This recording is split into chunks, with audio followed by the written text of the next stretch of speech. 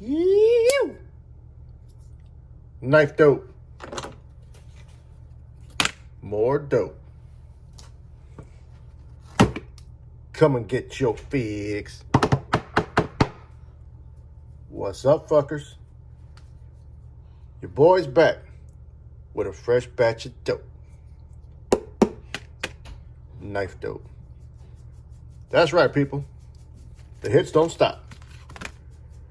Got two packages today. One of them you can see that I couldn't wait. The anticipation had me on edge. So I had to do a little sneak peek.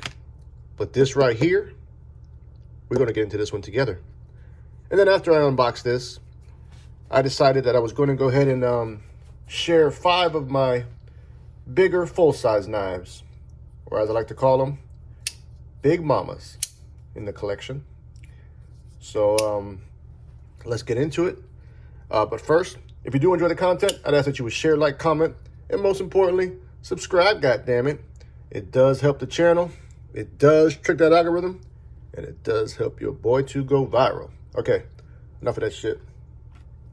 Quick shout out to D&K Knives, Mr. Don Farmer. Please give their website a shot. Plenty of knife dope for you to take a choice from.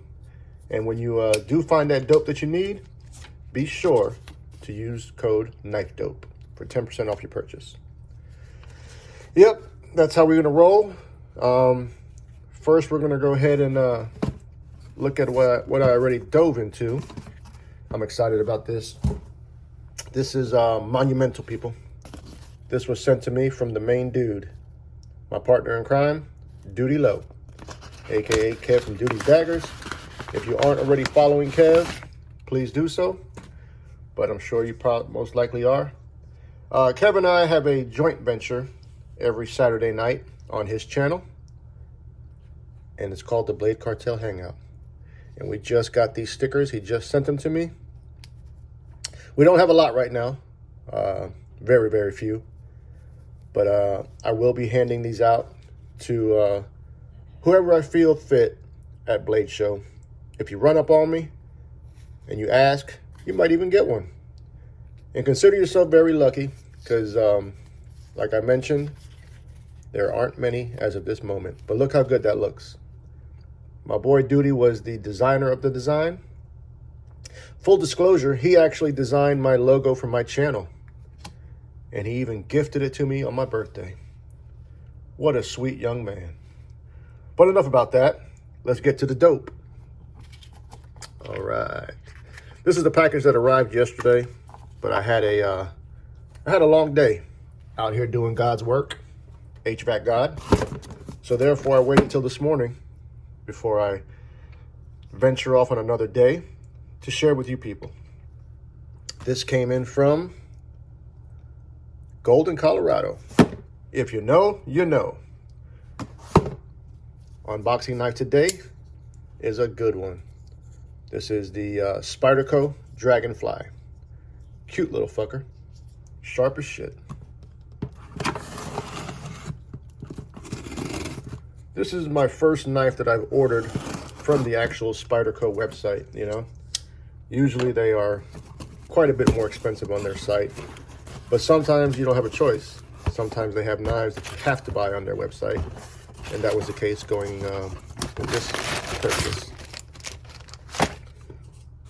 Got it in the customary butcher's paper. Make sure there's no personal information in here.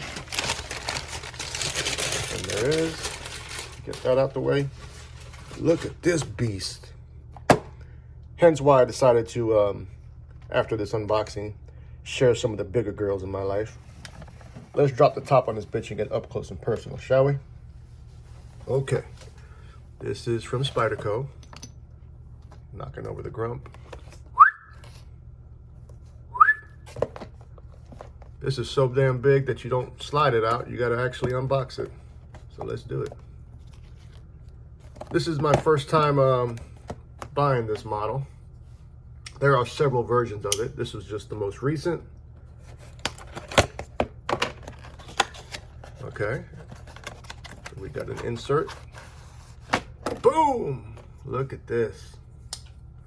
You people know what this is? This is the Mule in illustrious 15V. Here's the letter. Pause and read. It's basically just telling me that I have a problem, you know.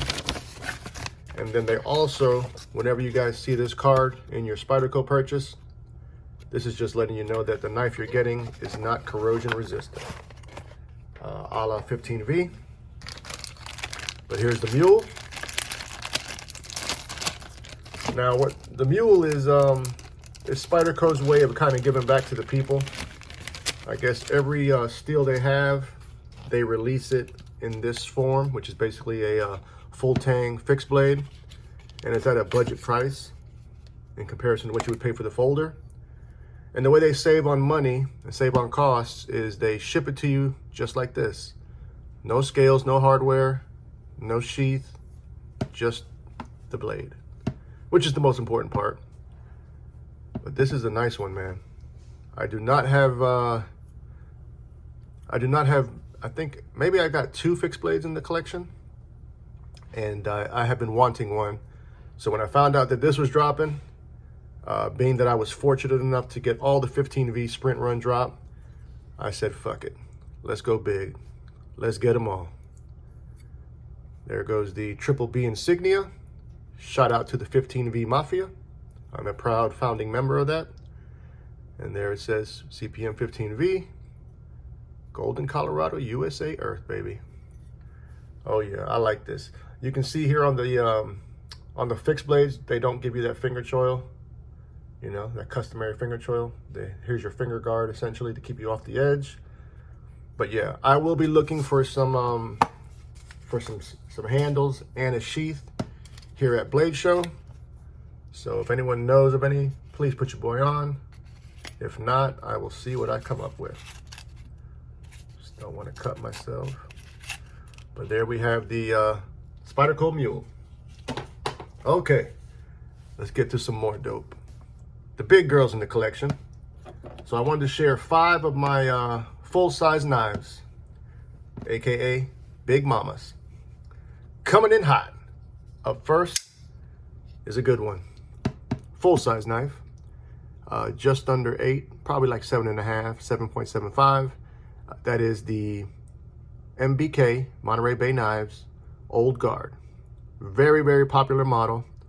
I was fortunate enough to pick this up on the secondary market, brand new. The seller had just bought it at the California Custom Knife Show, and I guess he just didn't want it anymore. I think he probably bought it thinking that it was a bearing knife, which it's not. This knife is on washers, so it's totally different as far as your action goes. Buttery smooth, but a lot of people like that straight drop, and that's not what you're going to get with this, at least not out the gate. I do have a couple of washer knives that have broken in over time that kind of give you that same action, but that's not what it's all about. This is a fabulous cutting tool. This is a Sanmai blade, basically 2 steels. So here on our edge, we've got the ZDP 189, which I believe, don't quote me on this, but I know for a fact it's one of the hardest steels you can find. I want to say 67, somewhere between 66, 67 HRC, at least on your edge steel there, which is that ZDP 189, your jacket steel.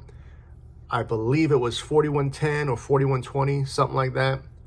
But you can see we've got a beautiful swedge here on the spine of the blade. We have the utilitarian blade shape of the Warrenclyffe. This is titanium scales with an inset liner lock.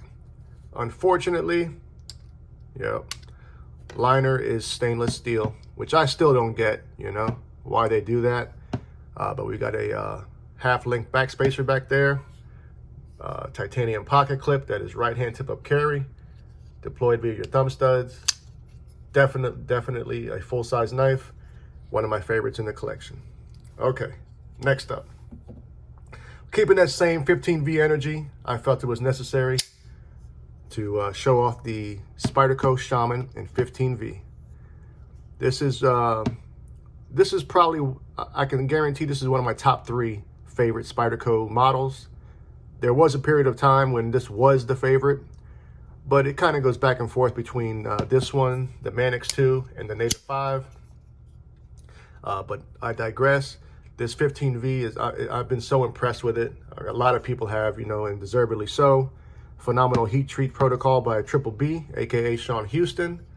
We've got the Stonewash blade, the doo-doo brown smooth G10 scales, utilizing Spyderco's compression lock. You can deploy the knife via your hole cutout, or you can, my favorite is the front flipper. 50/50 finger choil does allow that full purchase, no refund, so you know I'm all for it. Has a very thick blade stock, you can see here. That being the case, however, you still have a beautiful behind the edge thickness there that allows some great slicing, man. I've actually contemplated sending this in to get a full flat grind on it. One of my guys on Instagram did it on his version of the knife.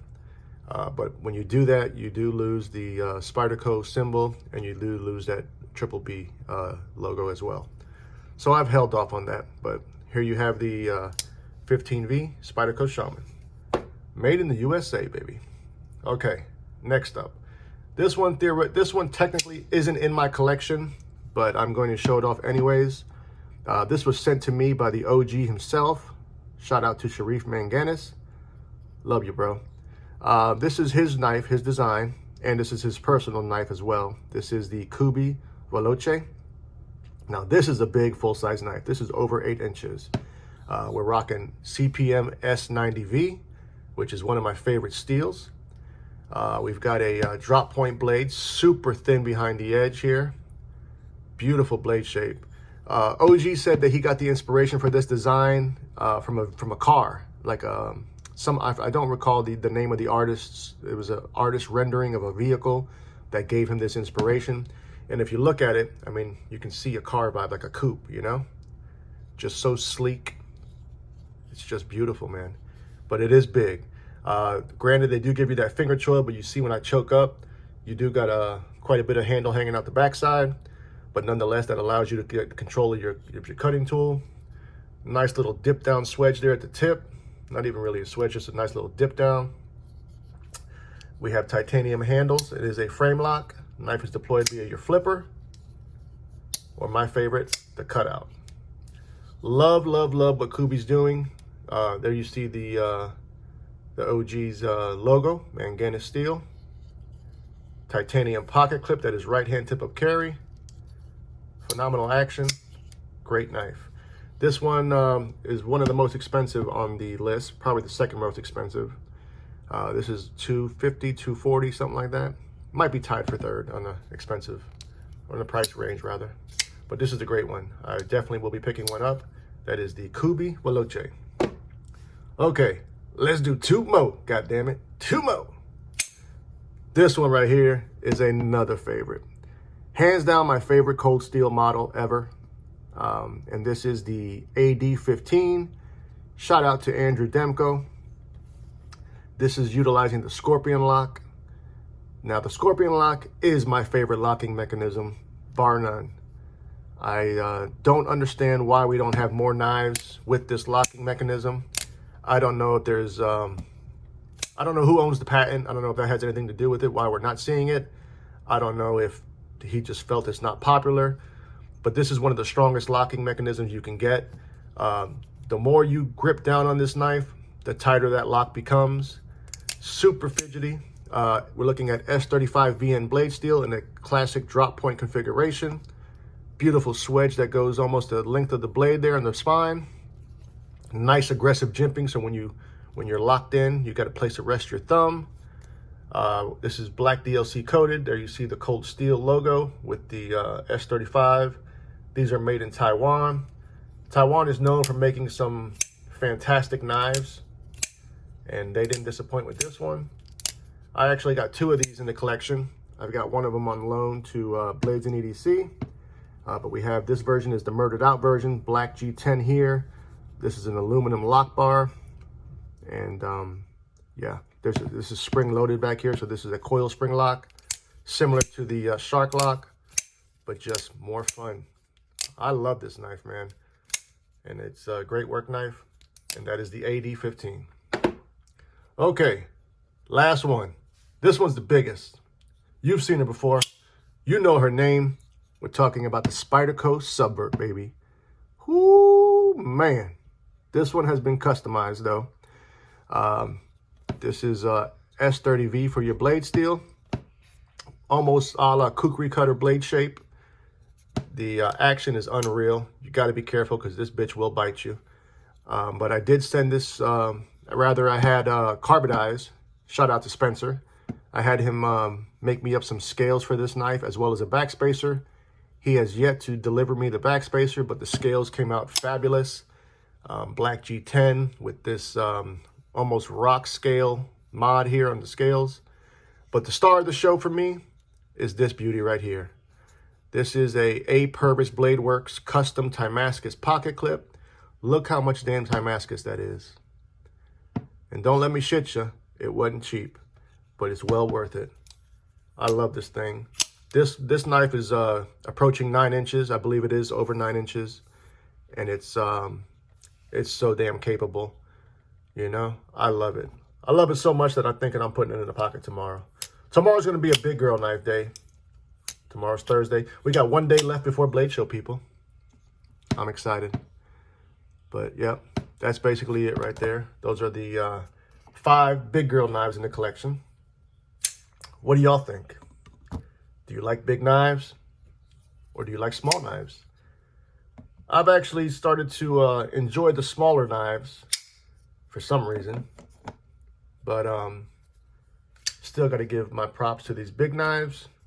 They really have a hold on me, so to speak. But there you have it.